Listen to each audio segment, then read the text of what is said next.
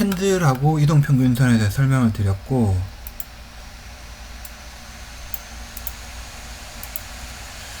다음부터 이제 보조지표에 대해서 한 번에 한 개씩 설명을 드리도록 하겠습니다. 이거 한 3번, 4번 정도 할 것 같은데, 그 전에 약간 전인구라는 유튜버가 있는데요. 그 친구는 시장 방향에 대해서 많이 설명을 합니다. 종목에 대해서도 얘기를 하지만은, 거기에서 일부 요약해서 가져왔는데요.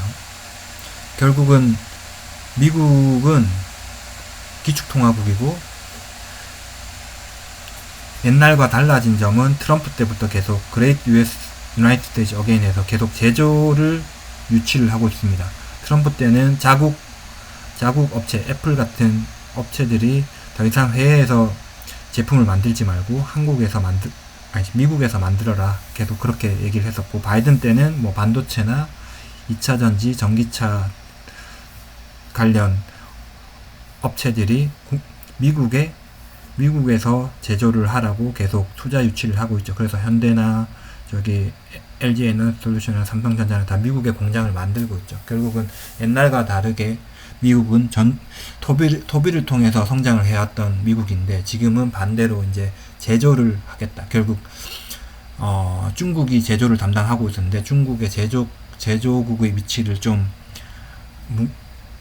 망가뜨려 보자, 이런 의도가 있는 것 같습니다. 그래서 그런 것과 같이 결을 같이 하는 게, 결국은 누군가를 양털깎기를 하겠다, 이런 의미로 전달이 되고, 결국 양털깎기의 대상이 중국일 가능성이 높다. 현재 보면 중국이 상당히 경제적으로, 실업률도 그렇고 경제적으로 매우 안 좋죠.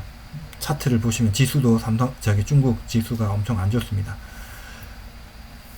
그리고 간단하게 그 전인구라는 사람이 이제 돈의 흐름에 대해서 좀 설명을 했는데,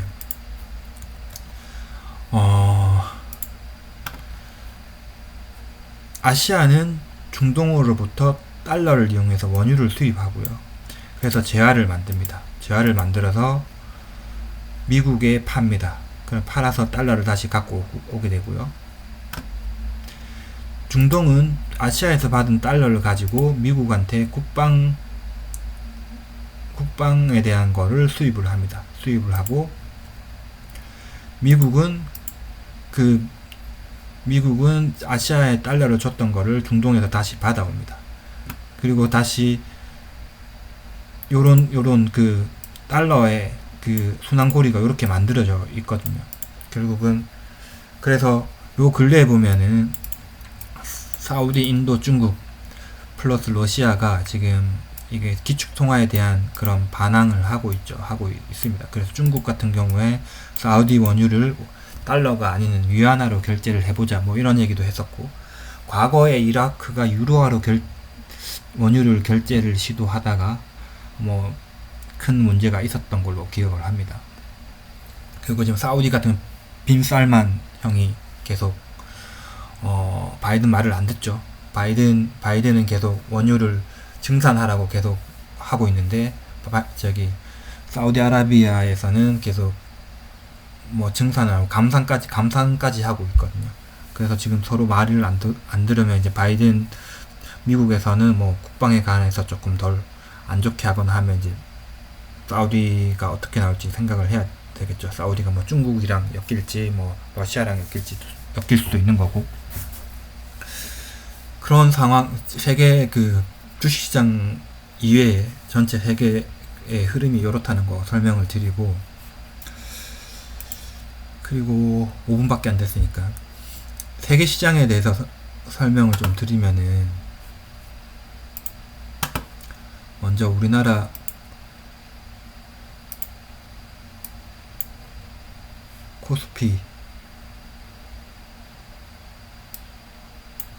코스피인데요.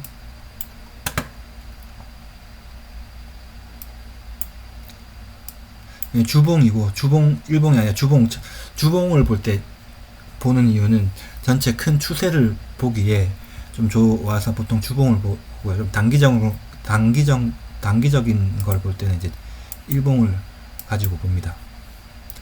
주봉을 보면은 이때 코로나 때 이렇게 유동성으로 이렇게 올린 다음에 여기가 고점이긴 했지만 저는 한 이쯤에서부터 끝났다고 봤거든요. 21년 하반기부터 쭉 추세를 하락을 시켰는데 저는 여기서 더 무너질 거라고 생각을 했어요. 여기서 더 깨서 2000을 깰 거라고 생각을 했는데 여기서 반등을 해버려서 좀 고민. 여기부터 이제 제가 시장 보는 방향을 저도 헷갈리기 시작해요. 여기서 추세를 꺾고 이제 올려놨는데 올라갈 명분은 저는 찾을 수가 없는데 계속 시장에서는 상승을 하고 있습니다. 시장에서는.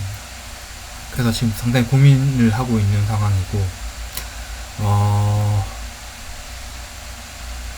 여기서 여기서 코스닥을 보면 코스닥도 마찬가지입니다. 마찬가지인데 코스닥은 더 상승이 더 컸습니다. 여기 저기 코로나 끝나고 고점 근처까지 갔죠. 예를 들어서 코스닥 150은 벌써 그 코로나 이후에 유동성으로 올렸던 것보다 더 위로 올라갔어요. 거의 이때가 아마 제약주가 엄청 올라서 이렇게 1700까지 갔던 것 같은데 거의 근방까지 올라갔거든요. 여기 근방까지 올라갔던 이유가 코스닥에 상장되어 있는 시총 큰 2차전지, 에코프로, BM, 기타 등등 애들이 끄집어 올린 건데 그놈들이 무너질 때 제가 생각할 때는 이게 다시 무너질 거라고 보거든요. 이렇게 무너질 거라고 보는데 지금 이게 무너질 때 이제 다른 코스닥 업종들도 같이 무너질 거냐 안 무너질 거냐 이런 게 이제 좀 고민을 해야 될 거고요. 그리고 해외 증시도 마찬가지인 게 일본으로 볼게요.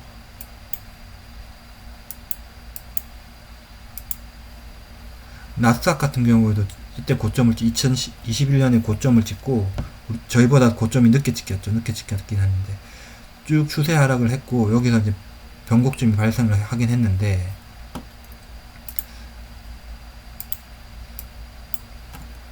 너무 상승이 큽니다. 지금 거의 너무 크게 나와서 좀 고민인데 이렇게 상승이 크게 나왔던 이유가 미국장 같은 경우에는 애플, 마이크로소프트, 테슬라 이런 애들이 너무 급등을 해서 그런 대형 종목들이 끄집어 올린 거예요. 여기까지. 애플 같은 경우는 여기 보이진 않겠지, 못 보는데 국내장이라서 애플 같은 경우는 벌써 이 고점을 돌파를 하고 여기 올라가 있어요. 이만큼 올라가 있는데 미국장도 마찬가지로 그런 시총 큰 애들이 너무 많이 오른 거죠. 애플이 실제적으로 21년도에 매출이나 영업이익보다 지금 많이 나왔냐? 적거든요. 실제로 적은데 근데 지금 여기 주가보다 더 많이 오른 상태이기 때문에 이놈들이 같이 무너질 경우에 나스닥이 어떻게 될지 생각을 해봐야 되는 거죠. 물론 그놈들이 안 무너지고 버티고 쭉 뭐 횡보를 하다가 올라가면 관계가 없는데 그놈들이 무너질 경우에 지수가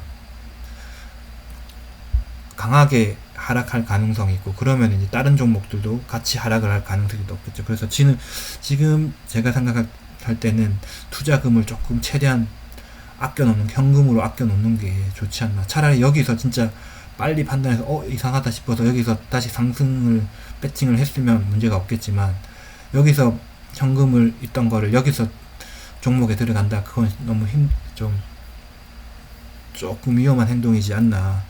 그래서 지금은 제가 생각할 때는 최대한 현금을 좀 늘리고 종목에 대해서 투자를 좀 줄이는 게 좋다고 저는 생각을 합니다. 그리고 제가 주로 보는 유튜버 중에 한 명인데 이 사람은 계속 하락을, 미국의 뭐 신용 등급이라든지 그리고 채용 급감이라든지 여러 가지를 봤을 때 계속 하락을 외치고 있어요. 물론 하락을 외친 지 좀 오래됐기 때문에 욕을 먹고 있는데 여러 지표로 봤을 때는 하락이 맞는데 계속 주식시장은 상승을 하고 있죠. 거기에 대해서 저희는 따라잡을 경우에 대해서 고민을 항상 하고 있어야 될 것 같습니다. 그리고 환율도 잠깐 보면 환율도 지금 1,400원까지 갔다가 이제 작년에 1,400원까지 갔다가 이제 조정이 나왔고 이것도 추세를 보면은 환율이 하락 추세를 끊고 여기 올라갈지, 지수는 벌써 저희 엄청나게 고점인데 환율은 다시 추세를 전환할 타이밍이거든요. 여기서 만약 추세를 전환해서 올라간다, 우리나라 주식시장은 떨어지게 되는 거죠. 그래서 지금 포인트에서는 조금 종목에 투자하는 걸 조금 조심해야 되지 않나 생각합니다. 그리고 요게 이제 주황색, 파란색 있는 게 일목균형표거든요. 일목균형표에 요런 색깔이 있는 것들을 구름대라고 하는데, 구름대를 통과하고 올라가면은 추세 전환, 상승 국면으로 간다는 의미를 내포하고 있어요. 나중에 그 보조지표에 대해서 설명을 드리겠지만, 요게 이제 지금 파란색 구름대를 환율이 통과를 했거든요. 통과를 했다는 거는, 물론 여기서 떨어지면 감사하겠지만, 여기서 올라가면, 환율이 더, 원화의 가치가 떨어지는 방향으로, 환율이 더 올라가는 방향으로 갈 가능성이 높겠죠. 그럴 경우에 주식시장은 반대로 떨어지는 가능성이 훨씬 높게 됩니다. 그래서 지금 상황에서는 현금을 조심조심 아껴두는 게 좋다고 저는 생각을 합니다. 물론 조금씩 네이버나 이런 것들은 조금씩 스맥 같은 게 조금씩 투자는 할 텐데, 최대한 현금을 좀 아껴서 조심하라고 말씀을 드리고 싶네요. 네, 여기까지 하겠습니다. 11분입니다.